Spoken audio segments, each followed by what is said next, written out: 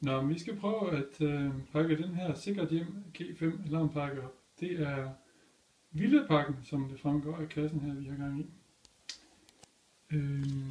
Ja. Først og fremmest skal vi lige se, hvad det er inde. Åbner lige op her. Der er lidt ting og sager med. I forhold til noget support og service. En manual med. Der er noget 3 måneders gratis et eller andet sms-forbrug med her. Der er nogle markater, en tyk markat og nogle klistermærker. En manual mere. Står det på engelsk, det er sikkert en engelsk udgave. Så selve alarmen her, den er ikke så stor igen. Så er der nogle nederst på pakken her.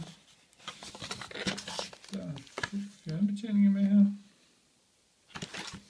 Der er en strømforsyning, kan jeg se. Den ser sådan der ud. Og så er der,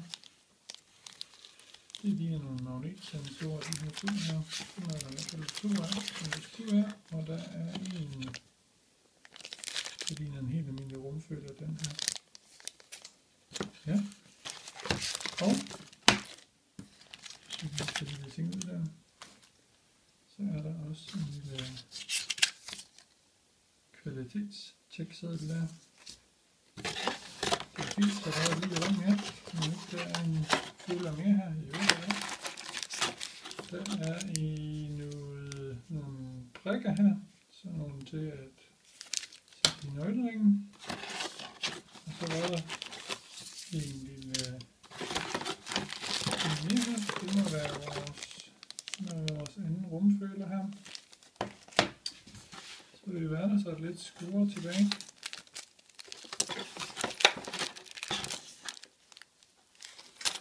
Sådan ser det ud. Så har vi faktisk tømt kassen. Der var godt ikke noget SIM-kort i, som der var en seddel om, at der skulle være. Det er, at den sidder nede i alarmen. Det finder vi ud af, når vi kommer dertil.